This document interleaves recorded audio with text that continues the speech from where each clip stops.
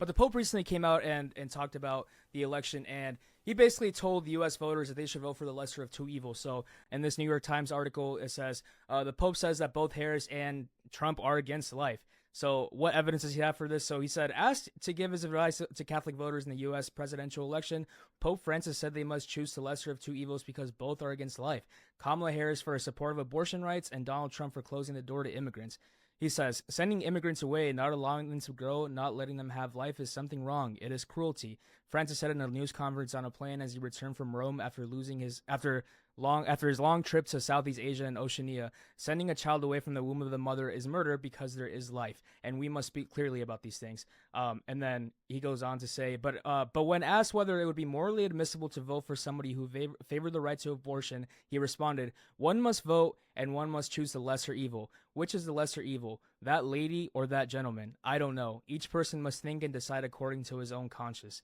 And then, funny enough, ironically, he talks later on about his relationship with China. He says, on a Friday's flight, Francis also talked about the Vatican's relationship to China. China is a promise and a hope for the church, he said on Friday, adding that he was happy about the discussions they were having with the country. I would love to visit China. So I'm not sure if the Pope knows about this, but China actually has a more progressive abortion policy than the United States does.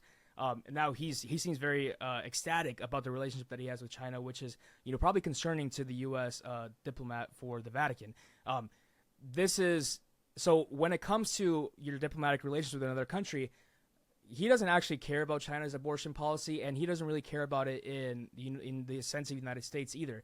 He is doing a disservice, I think, to many Catholics out there by talking about the U.S. presidential election through this frame. Because when we look at the issues framed, like issue by issue, I think it's overwhelmingly clear to me that Democrats are the more pro-life, overall pro-life, removing abortion from the equation. Which you can have your disagreements about abortion, whether or not the life begins at conception, whatever. I personally believe that life begins at the first breath. Removing abortion from the conversation. Everything that Democrats are supporting this election seems to me to be pro-life, minus the war stuff, obviously. But, paid family leave, child tax credits, a bit, education, those things are all things that overwhelmingly support children, overwhelmingly support life. So this is a stark contrast, I think, that the Pope is drawing here by saying that each choose the lesser of two evils. It's just, to me, it's not clear. But let's delve further into this. So, does the Pope actually have any sort of ground on this? Let's take a look at what the abortion policy is for the Catholic Church. So, the abortion policy for the Catholic Church. This is actually a article written from the Catholic Association, Catholic News Agency. So I'm going to trust what they say. I wouldn't trust them on another issue, but this is, this seems to me, I can probably look this up somewhere else and probably get the same information. It says, may a Catholic woman ever get an abortion? The response is no. Abortion is never permitted according to ethical and religious directives for Catholic health services, published by the United States Conference of Catholic Bishops. So the policy for abortion from the Catholic side is no abortion. It's even in the case of rape and incest, so they're actually to the right of Donald Trump on this technically, because they wouldn't even support any exception cases, which overwhelmingly those exceptions are overwhelmingly the reason why we have abortion protections, because we need to have a system where a woman has the right to choose in case she gets sexually assaulted, or simply just doesn't want the child. I mean, it seeks to protect the individual cases, even if they are minor. You still have to protect women. You don't want a woman carrying her rapist child. That's just ridiculous, right? So, really, I mean, the policy on this is pretty extreme, I would say, from the Catholic Church, which, is also a stark contrast between what Catholic voters in the United States believe versus what the church directive is. So Catholic voters actually oppose the Vatican when it comes to abortion. About 6 in 10 Catholics say that abortion should be legal. Some of them even go so far as to say that it should be legal in all cases. And this is a stark contrast, right? So there's clearly a big disconnect between what the Vatican directives are and what the voters actually believe, and what is likely to be producing any sort of votes for any sort of party. What's going to be moving votes is who's going to protect life more when it actually matters, right? We know that Republicans don't really care about life because they made it into their plan that they want to oppose any sort of free lunch. Tim Walz did this in Minnesota. Tim Walz is probably a good Christian by the eyes of most people. He made it so that children could actually eat in schools, which is really important. When Republicans found out about this, I shit you not, you can look this up. Republicans actually made it so that they would stop this from happening in other places. Like, that was one of their national directives, was to stop free school lunches across the country, not just in Minnesota. We actually have a couple of examples where I think that this is just crazy, right? So we'll talk about this and we'll give our opinion. So Pope Francis is accused of opposing reforms to tackle clerical sexual abuse. Activists say the pontiff is turning a blind eye to priests who assault nuns and force them to have abortions. This is crazy shit. We'll continue reading. Pope Francis has been accused of opposing reforms that would seriously address the problem of clerical abuse of children and vulnerable adults while turning a blind eye to priests who assault nuns and force them to have abortions. Francis promised to spare no effort to bring justice to pedophile priests and the bishops who cover up their crimes. A week before the summit, Francis became the first pontiff to publicly admit that priests have also sexually abused nuns, some of whom shared testimony during the event and acknowledged to do more to fight the problem. 3 months later, the Vatican established procedures for every diocese to report allegations of abuse and foster accountability for the actions of bishops and cardinals. Francis also abolished the rule of pontifical secrecy, a kind of secret for a form of confidentiality in an effort to improve transparency in sexual abuse cases. 5 years on, activists for the survivors of clerical abuse say Francis has failed to fulfill his promise, and the new rules have made little impact. On Tuesday, Ann Barrett Doyle, co-founder of the Bishop Accountability, which tracks alleged clerical sexual abuse cases, cited 10 cases since 2019 that allegedly show the Pope has favored accused bishops and clerics over their victims. The cases include that of Marco Rupnik, who was excommunicated in 2020 after accusations of psychological assault against nuns dating back to 3 decades, but in 2023 was accepted into a diocese in his native Slovenia. Oddly enough, I don't think the Pope cares that much about the sexual assault victims. I think that this was all really just to make it seem like he does, but doesn't really, which, who does that sound like? I mean, if we look at, so as somebody who grew up within the Catholic Church, you soon figure out that it's like any business, any organization, any government. They're there to expand their influence and create power within themselves. And essentially, we see that through some of the points that we touched on today. I mean, if we look at this, like, they're so pro-life because they want to have more bodies just in place to be able to potentially convert you to Catholicism. They need more money. They need more donation money. They don't care about the individual. They don't care about their own employees, essentially the priests or the nuns, because what they'll do is if there's somebody who is sexually abusing a member of the church or a coworker, whatever it may be, right? They're gonna just get you to lay low, and they're gonna move you somewhere else where they won't know about it. They'll cover the story. They'll crush the whole story. They'll move you away so far away that it won't even matter, and then they'll just have the priest or somebody restart their entire career somewhere else, which is appalling. But also, if we look at their comments in terms of China, right? And so, like, how they're not going to criticize China about their abortion policy. Think of it like the Marvel movies, all right? Disney getting into the Chinese movie market, right? You have some, they're an untapped market. NBA trying to get into China as well. They're just trying to increase their market share. Like, they're not going to say shit because right now they want to just be able to reach as many people as possible. Then they can start cracking down on like specific rules and regulations. That's how power spreads, right? And then when we're looking at political influence, and they say the lesser of two evils, but essentially continue to exacerbate the issue with Kamala Harris in terms of abortion. They just want to be in on the action. They want a piece of the action. They want to still remain somewhat relevant, even though the Catholic Church is nowhere near as influential as it was even like 10, 15 years ago.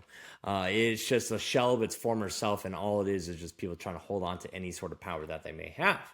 But when we also look at long-term Catholicism implications, that, it used to have a pretty important sway on our politics. If we look at John F. Kennedy, he was, or Ronald Reagan, sorry, was a Catholic. Also, John Kennedy was too. Oh, and JFK was a Catholic. Yeah. So much so that they would actually be like taking meetings with the Pope. And did that have some sway on politics? Maybe, maybe not, but they Yep. had, the president's ear at one point. Now they're not even close. And Yeah. the US just doesn't really care anymore because, like, most people have gone to non denominational, like Lutheran, Christian, all these different subsects of overall Christianity. But the Catholic Church just does not have the influence, and it kind of just seems like right now they're trying to grasp at straws to stay relevant. Yeah. And I think too, you've already sort of hit on this, but in short, the Pope is just another politician, right? So I mean, the Pope is supposed to be a figure of moral authority in some sense by the measure of some Christians, which he's simply just not. And he has his flaws as well that he should reconsider before talking about Kamala Harris's position on abortion. And just to illustrate how much flaws Francis actually has, this is a great part of the article. It says, meanwhile, the Vatican had been aware of the abuse of nuns by priests for decades before the public acknowledgement by Francis, but nothing has come of this commitment. To fight the issue, said Doris Resinger, an activist of the survival of clerical abuse who authored a research paper on girls and women impregnated by priests and their subsequent forced abortions. While the Pope publicly condemns abortion, comparing it to hiring a hitman, he turns a blind eye to the priests who force nuns into having abortions. The Pope has admitted abuse of nuns but has not acted on it, said Resinger, and we have even heard of a Pope or bishop acknowledge coerced abortion at the hands of priests. They always treat abortion as a female issue, yet they have never spoken about priests forcing abortions despite knowing it is going on. In her research, Resinger came across cases in which the priest paid for an abortion, including on one occasion when money from the offertory collection was used. Where was the Pope when this came out? If he's known about this issue for so long, why has he not spoken about it, right?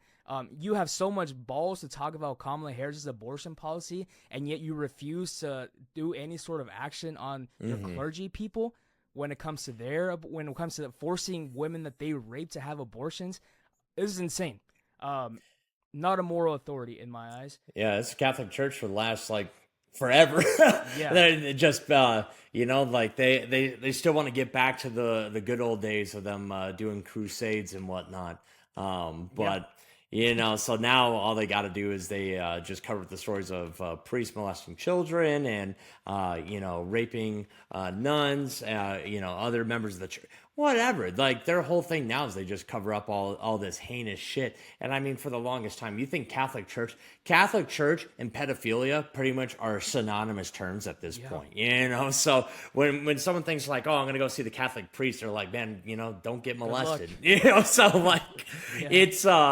it's the Catholic Church's reputation is forever soiled, forever destroyed by these comparisons. And the thing is that who the fuck cares what this Pope has to say?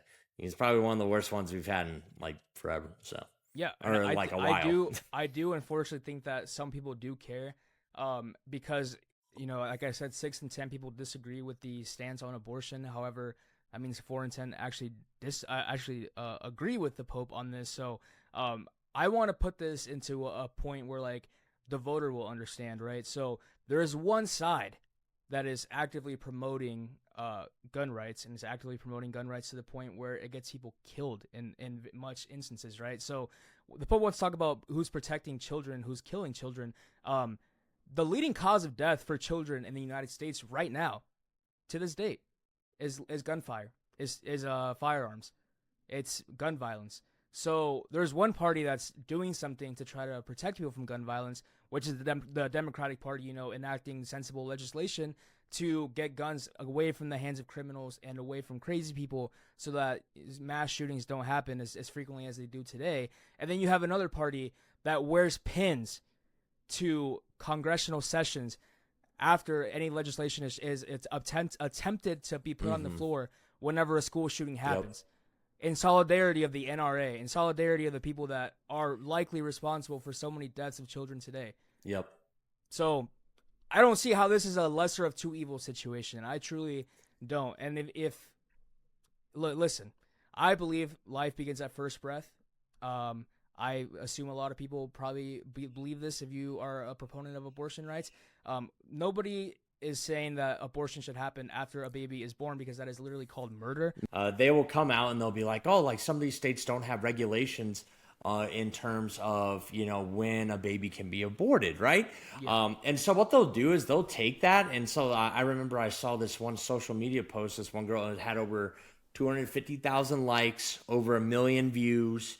She was saying like, oh, people are saying that it's not true, but if you look here, like there's no rule again when a baby can be aborted, right? Well, if you look at the term abortion, like it's essentially when the baby is in the womb, right? So there are no post-birth abortions. They don't give birth to the child and then kill it right there on the spot, or as Trump's like to say, executing the baby. Yeah, it's ridiculous. It does not happen. It's not a real thing. But the reason why there are not those limitations placed in certain states is because there could be all sorts of complications that could. So, say for instance, someone gets in a car accident, right? And their child is about, or the fetus is about maybe what, like 8 months or 7.5, maybe like almost 8 months along. And gets in a car accident, they're like, hey, it's either you or the baby, at that point. And so then they had those those laws in place, or those lack of regulations, so that if those specific rare cases should arise, that they can address them as needed. And it's like you can always talk about like when someone, so like I personally believe that with abortion, like, life begins at conception, but we don't value, the life of just regular cells, right? Some people are about the potentiality of becoming a full child and giving birth, right? But listen, when we're born, we're given a birth certificate. When we die, we get a death certificate. We're not given a conception certificate. We value the conscious experience that we experience. It's all about what a woman's choice is, and what's going to be best for her and her family. Because at that point, if we're looking at Republicans, they're not doing too much to take care of the child after it's been born. And so that's what you got to look at, right? It's all about choice, my body, my choice, and that's how it should be. Yeah, exactly. And I think it's also another stark contrast is the amount of Republicans that want to pretend like they're pro-family and yet vote against every family measure there is that ever gets put out there. Yeah, like you're talking about the free school lunches, public services, like social programs. People say we do too much government spending, but I think at this point, if the white people are so worried about the national replacement rate, and they're like, they're talking about that minorities will end up replacing white people within this country, and they're like, why aren't you having kids? And it's like shaming white women for not having children, right? Which is gross. But if we look at this, essentially, it's like they're not going to be implicating any sort of government programs that are going to encourage higher birth rates, and they're not going to be initiating social programs that people can take care of their children. People are just smarter now, where they're like, hey, I'm not going to have a child if I can't afford to take care of it. And also, if there's daycare services, JD Vance is saying maybe grandma and grandpa can come help out. Childcare is too expensive. Or Donald Trump's response to childcare saying like, oh, Marco Rubio, yes, with the great, we're going to deport so many, like he just goes all over the place with his response. There's just not the social implications from the Republicans to have children besides, hey, we're going to force you to have your child. Even Charlie Kirk going as far to say that if his daughter was raped, that he would have her carry the child to term, which is appalling. And, like sometimes you got to anticipate that a Republican's going to be a piece of shit in that kind of debate. Yeah, agreed. So I think at the conclusion of this, if you are Catholic, I hope I didn't offend you too much at the end of this. But no, the reality is that the Pope really should not be the moral figure of your life. And I hope that if you are Catholic, you think logically about what he is saying, because the implications of the Catholic policy on abortion is much worse than you expect it is. So if they had their way, it would be terrible. So just to end the segment, I do have a clip which I think perfectly illustrates how little they've really thought about life and science and abortion and these really deep issues that are rooted in our society. This is Charlie Kirk getting shown a picture of a dolphin fetus, and he thinks that it's a human fetus. It's pretty funny. Question: do human beings have tails? I'm not exactly sure the essence of the Do question. human beings have tails? Do you have a tail? You know, I have never met anyone with a tail. I'm not exactly sure the Exactly. But wisdom of the fetuses question. have tails. Kind of proves that at that phase, they are not a human being. They got tails. Humans don't have tails. We're not dinosaurs. Let me even show you a photo, if I may, okay? Do you truly, in your heart of hearts, truly believe that this is a human being? This, Without a doubt. without a doubt, Yes. this is a dolphin fetus. So let me. Without a doubt, a dolphin fetus is a human being. This is a human fetus. Look how similar they look, but quite different. Dolphin. You just confirmed that a dolphin, in life, you confuse dolphins for human babies often? So let me You ask go to you a question. SeaWorld and you're like, someone's got human babies in that aquarium. Get the human babies out of the aquarium. Well, you labeled it as a human fetus. No, so I you did that not. dishonestly. No, I did not. But Yeah. So Yeah, wow. they've thought about this issue very little, and I think it's really just a talking point at this point. They really, they always have to frame it as like, oh, you're murdering children, even though It's to rile up the evangelical base. You know, that's the whole purpose. Because, like, even Trump doesn't really care. Like, I feel like if Trump didn't have the evangelicals as big, like, that big of a population as he does right now, I feel like he would be more, because he was always a little bit more moderate on the abortion policy.